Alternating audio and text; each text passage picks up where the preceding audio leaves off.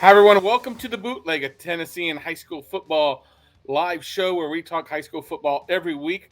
This is edition number 14 of the season, and we are in the state semifinals for all the Division One schools. That's 12 games across the state will be being played this week. I'm going to be joined here in a moment with all of, or most of Team Tennessee, with reporters from Middle Tennessee and Knoxville with joining us shortly. Uh, this is, of course, winners go advance to the state championship games. State championship games will be held December 2nd through the 4th. All games will be held in Chattanooga at Finley Stadium. But let's talk about the semifinals right now. Joined now by a good portion of Team Tennessee.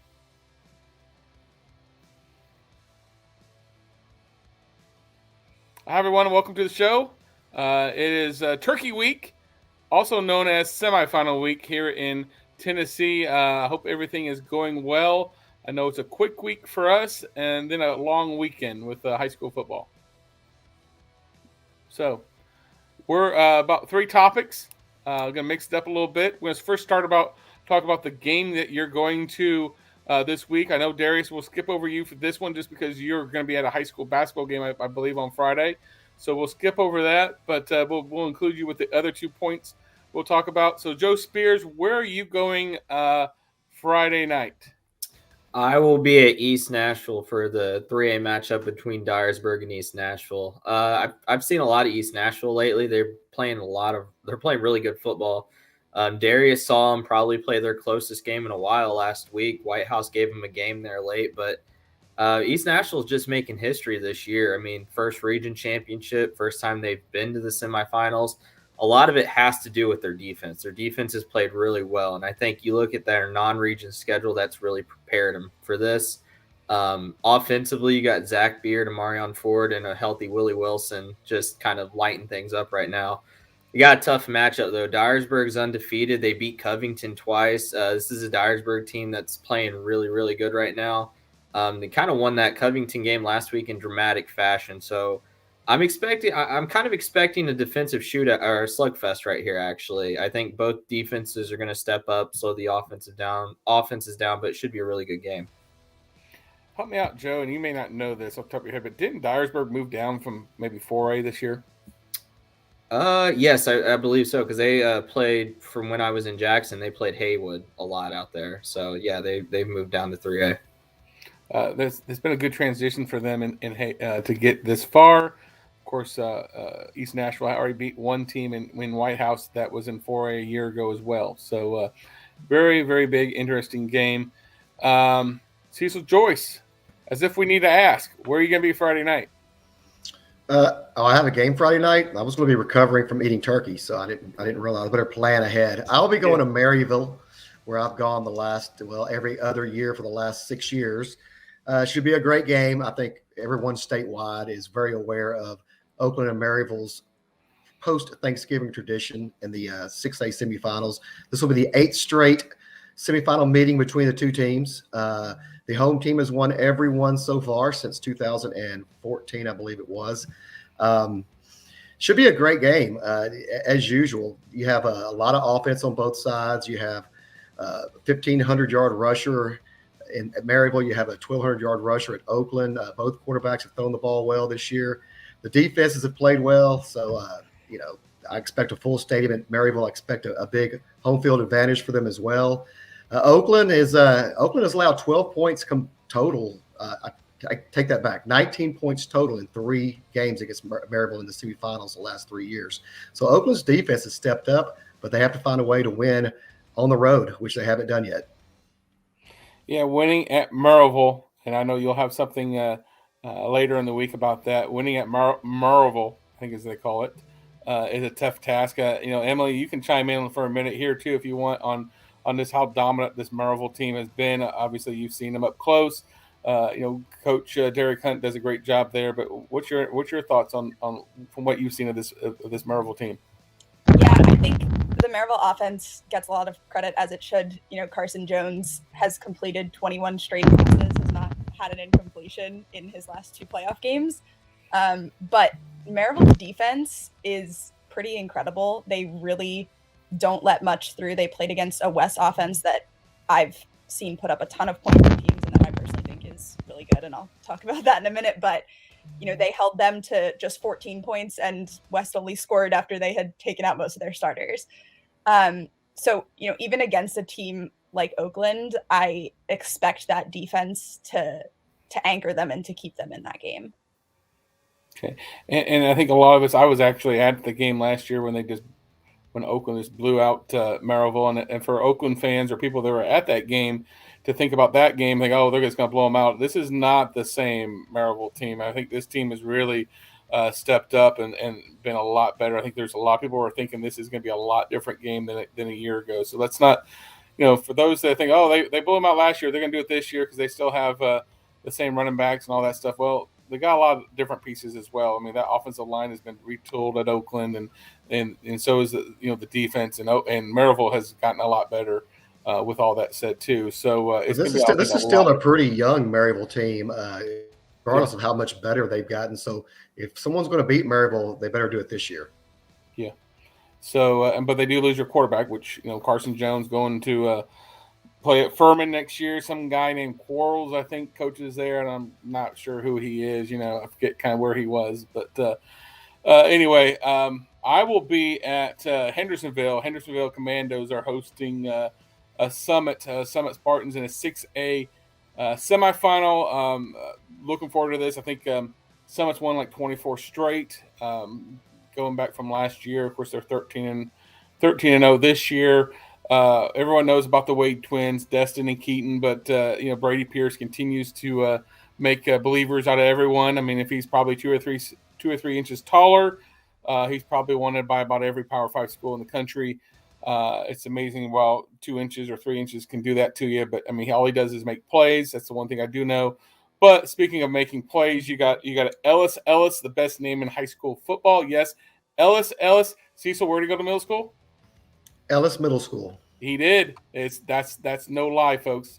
Ellis from Ellis Middle School, star for Hendersonville, of course, and they also have Doran Baker, running backs, had a great year. Both of them were well over 100 yards last week. Ellis had 4 touchdowns. I just like seeing the name Ellis, folks. 4 touchdowns last week in a win over Beach. Doran Baker also had a touchdown.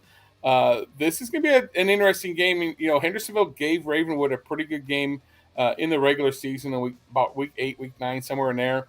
So it's going to be an interesting game there.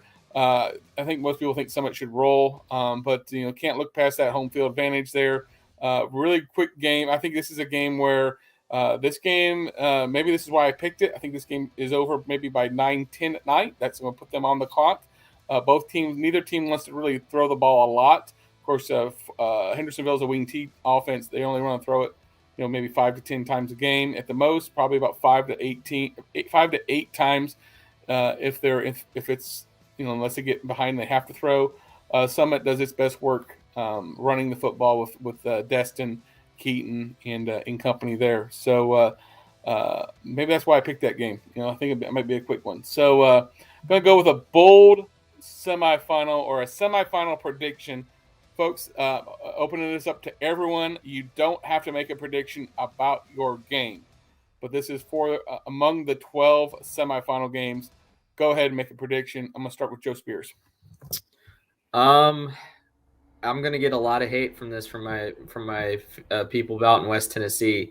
Peabody gets beat by McKenzie. I know McKenzie has the better record, but Peabody, they have that, the 3 straight state championship appearances in 2A. They're down in 1A this year. I just really like this McKenzie team. Marquez Taylor is playing really well, and they beat the Huntington team that beat Peabody. Granted, that was a long time ago, but I really like this McKenzie team and how they're playing. I think Wade Comer is a great coach. He's really got the Rebels playing well. And I just think something has to give. Last year, Peabody got McKenzie in the quarterfinals. This year, McKenzie, I've got them picking up the win. I know Peabody fans will not like hearing that, but I think it's going to be a great game out in West Tennessee this week. Peabody fans, get with me after this show. I will get you his email and phone numbers if you need it. If you have lost it from when he was there a few years ago, But just let me know and I'll hook you guys up. I look at it as Khalid Ganaway still might be the best player in 1A playing for Peabody. So it'll be an interesting game there. Bold prediction there. Cecil, what you have? I didn't pick a lot of semifinal. When you get to this far, there's not a lot of big upsets. Most teams are pretty even. I guess record-wise, rankings-wise, I would say South Pitt over Cloudland would be my bold prediction. I think South Pitt has a couple losses this year, but they're battle-tested. They're obviously a team that's tradition-rich. So I'm going with South Pitt in the game. Emily Adams, what do you have? So I am going to make a pick about my game, which is. Oh, I didn't talk to you about your game. I'm sorry. No, it's all. I mean, I'll talk about it now. Yeah, talk about your game and give me a bold prediction. I'm sorry, I talked to you about Maryville. Oh, I'm sorry. Because I keep saying, I said after last week, after Pal handled Ray County more than I was expecting, that I was done picking against Pal. It turns out I'm not. I'm picking against them again. I'm picking West to beat Pal in another close game this week. I am expecting this game to look a little bit like Pal's Catholic loss in week 10. West likes to score early. I'm expecting them to go up first. I'm expecting Pal to then make a comeback, and I think West pulls it out at the wire. Pal has looked really, really good in the playoffs, and it may very well be a mistake to pick against them again. But West, I think, is underrated. West's quarterback, Carson Jesse, is inconsistent, but when he's good, he's really good. And they have the Latham twins, Caden and Braden, who have been phenomenal this year, filling in the holes left by Shannon Blair, Michigan State commit, who had a season-ending injury in week 1. And those two have really carried West both offensively and defensively. I think if they can put it all together, and if they can, break down Walter Nolan and that Pal defense, I think they have as good a chance as anybody to take them out. I'm going to say this about West. For them to be in the semifinals, when you lose your star player, your Power 5 prospect, and Shannon Blair just wasn't a wide receiver. He was an athlete for that team. He played everywhere in the first 2 or 3 weeks before he got hurt. He played everywhere on that field for them, defense, offense. I mean, I think he did special teams. I mean, I think at halftime he filled the water balls up at halftime, I think. I mean, he did everything for that team. And for them to basically respond and say, okay, the whole mentality of next man up is something something that West can hang their hat. It's like, hey, they could have easily said, okay, our best player is out for the year, we're done. They refocused and kept it moving and all that. But with that being said, as I mentioned to my friends at Peabody, my friends at POW, let me know and I can get you in touch with Miss Adams on that pick. POW with Jordan Potts, with Walter Nolan. Emily, that's a bold prediction knowing how big Walter Nolan is. I mean, if you pick that one wrong, I mean, he might be the first one to come up to you and let you know you got it wrong. So what a bold prediction there. I think that game could go either way. I'm not so sure I wouldn't pick Powell to win that game, but it's going to be one heck of a game. I mean, it's one of several big semifinals on Friday that I think we'll all be looking forward to. Friday night, but I can't wait to see your updates on Twitter at Prep Extra from that game. So my prediction, and I'm going to go out on I'm going to go that 2A game, Westview and I think Ty Simpson versus I guess it's Riverside. I think they win this game. I think Ty Simpson is working on a storybook ending. Of course, they were in 3A. Now they're in 2A. I like what they've done. I like, they beat a really good Moz team with against Cam Miller, the Tennessee prospect. Of course, Ty is a 5-star Alabama commitment. I think they roll. I think they're going to roll into the semifinals and going to roll through there and get to the championship game. And I'll even pick another bold prediction. I think they're going to play Trousdale County for the Blue Cross Bowl. Darius, can we hear you now? Hello. We can hear you now. Give me your bold prediction for the semifinals. Okay, so a bold prediction that I have is if I think this game that I'm going to talk about is going to go either one or two ways. It's kind of like what Joe alluded to earlier. I want to make a bold prediction about the East Nashville game. I don't want to say that East Nashville will win, but I think if East Nashville can keep it close, I think they have a chance. They have a three-headed monster with their skill positions with Amarian Ford and Frank Gordon and also Willie West. So I think if they have a chance, if they keep it close and they're marching down the field, I think those guys are really fast enough in order, to march down the field in order to try to win the game. But Trousdale, but they have also just been awesome this year too, going against in Class 3A. So I think if East Nashville has a chance against Dyersburg, I'm so sorry guys, against Dyersburg, they have a chance. I got mixed up with Tom, but yeah, if they have a chance to march down the field, I think their skill positions can easily just use their athletic abilities more than like another team on the bracket. But I think if East Nashville keeps it close against Dyersburg, I think they have a chance. There is a chance that East Nashville can win. That's very bold, but I'm sticking it out there. Okay. I think it would be an upset. Of course, Dyersburg's undefeated. East Nashville's played great. I think if you look at the two teams, I know Dyersburg played Covington twice. Mm-hmm. I do think East Nashville's strength of schedule is going to help them. Last topic for the day.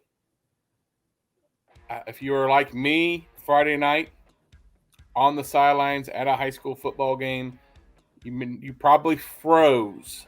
Long season, but this is probably the coldest Friday night of the year.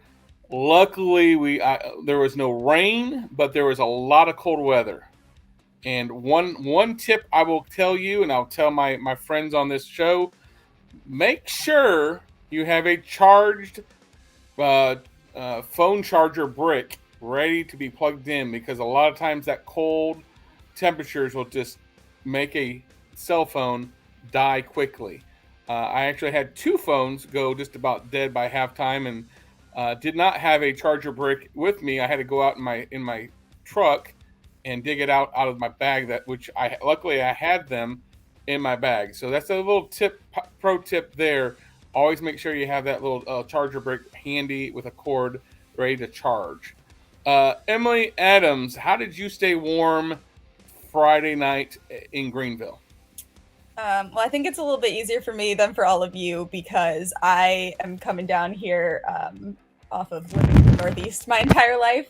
I went to college in upstate New York, right next to a lake. So by this point in the year, I'm used to having a foot of snow on the ground. So honestly, 30 degrees on Friday nights, I can handle. The biggest thing for me has been fingers and toes just get cold so quickly. So double socks has been my recent strategy in the boots. And that's, keeping me from going completely numb as I'm walking up and down.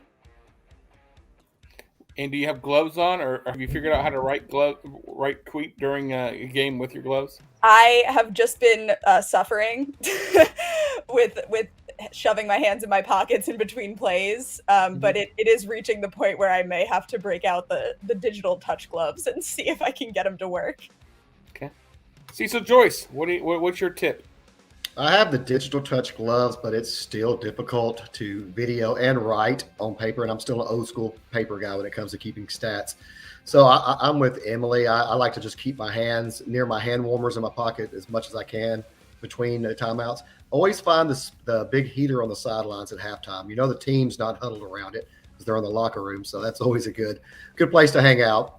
But yeah, just bundling up. I think I start with a sweatshirt. Then I put a light hoodie jacket on over that, and then I put my heavy coat on over that. So stocking hat, hoodie over the stocking hat. Like Emily, I'm wearing double socks. I'm wearing thermals over my normal socks, and usually a pajamas or thermals under my pants as well. So wow. Usually my hands are about the only issue because I'm just constantly having to video or keep stats. So okay. Cecil goes like to the extreme here. I was like thinking, 2 layers. He's got like 5 layers, I think I counted. So he's might be the smartest one of all of us. Personally, I keep forgetting my stocking cap, so I got to figure out where I put it. So, Joe Spears, what you got? Cecil doesn't mess around. I wasn't that bad Friday night. Like Emily, I'm from Indiana. Tom, you're from Indiana. You've been down here longer. I thought it was chilly Friday night, but it could be worse. I think this Friday it's supposed to be significantly worse than it was last week. So yay. If you can, get yourself an electric hand warmer. Those are lifesavers. And then when you're using that at halftime, get the little hand warmer packs and put one in each pocket of your coat or whatever you're wearing. So that way you have those going on. You're not wasting the electric hand warmer battery during halftime or before halftime and going forward.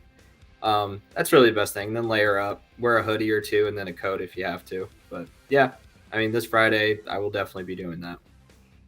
Okay, Darius Horton, how did you stay warm at East Nashville? I stay warm because I kind of like Cecil did the same thing. I had long johns, thermals, pajama pants, and just a nice, pair of like bottoms on. And I agree with Emily. For me, the problem is the fingers and the toes. That's my problem. But what I did, I double socked. For me, my hands weren't that bad because I had hand warmers and I had a thick coat and I just stuffed them in my pockets. So after every play, I put my hands in there, just get them warm, take them right out, and I felt just as fine, recording highlights and things of that nature. Okay, my problem was definitely the hands, and yes, I grew up in northern Indiana, and but I have been here for 20 years, so maybe that's maybe I'm getting too accustomed to the Tennessee weather now. But my fingers were like froze, and I had hand warmers. I even had the gloves. The problem with the gloves was keeping the video going right, and then tweeting out stuff. I eventually just had to take them off. Yeah, that was my biggest thing. The hand warmers came in handy. I did make a good smart bulk package of hand warmers and toe warmers. However, I got the Wigwam thermal like socks on last week, and I had really no issues with the feet. It was just the fingers felt like they were about as cold as I can remember. So that was my issue. The electric hand warmers sound like a potential purchase in the near future. My wife will probably tell me, "Why do you need it? You have 2 more weeks of football left." And I will tell her because it's very uncomfortable, but we'll see how that goes. And anyway, what a great tips for everyone. Of course, Friday night is semifinal Friday. We will be at games throughout the state. Of course, we'll have someone at Gerard Hamilton will be at the Westview Riverside game. Cecil is going to be out east at Maryville against Oakland. He'll get a nice trim before the game, maybe with the barber. Maybe. Yeah, can I give a shout out to Broadway Barbershop, where I'll be spending pregame and postgame. He's setting me up to write my stories there. Yeah, just make sure we get a picture of you sitting on the chair writing your story. I think that would be a classic shot of Cecil Joyce on the barber chair typing a story Friday night. So I'm sure John will take that. See if we can get that happen. Nice little picture there. So Emily, you're going to Central West. No, Powell West. I'm sorry, that was last week. Powell West, where Powell's going to shock Emily and win. Is my bold prediction. I will not be shocked. Not anymore. George Robinson, who couldn't join us today, he will be at Page for Henry County Page, the 5A semifinal. Joe Spears will be at East Nashville to see Dyersburg come to town to play East Nashville in the 3A semifinal.